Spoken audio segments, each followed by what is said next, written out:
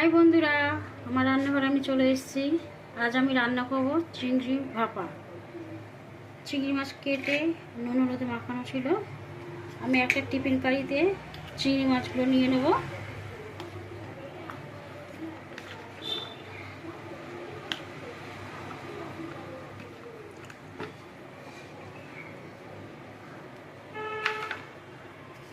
সর্ষে দেবো,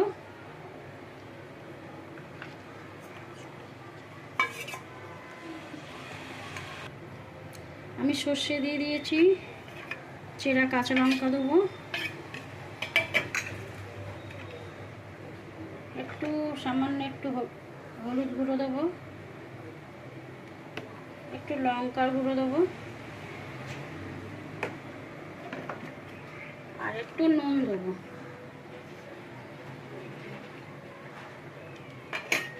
দিয়ে একটু মেখে নেবো।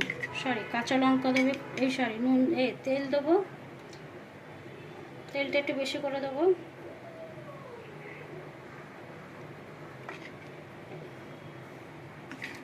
দিয়ে একটু মাখিয়ে নেব।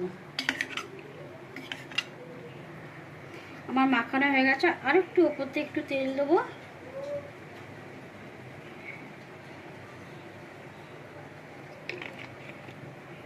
দিয়ে আমি এবার ঢাকা দিয়ে দেবো।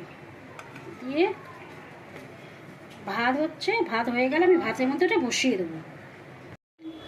আমার ভাত হয়ে গেছে, এবার আমি চিংড়ি মাখাটা বসিয়ে দেবো ভাতের মাঝখানে।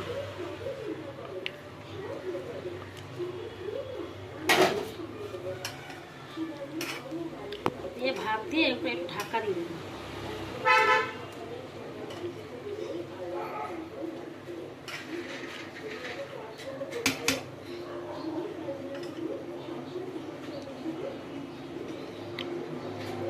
আমি ভাতটা ঢাকা দিয়ে দেবো ভালো করে।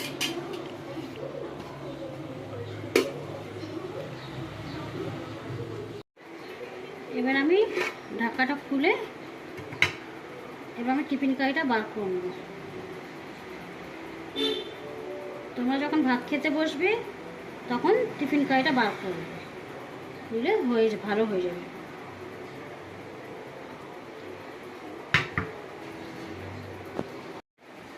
এবার আমি ঢাকাটা খুলে দিলাম।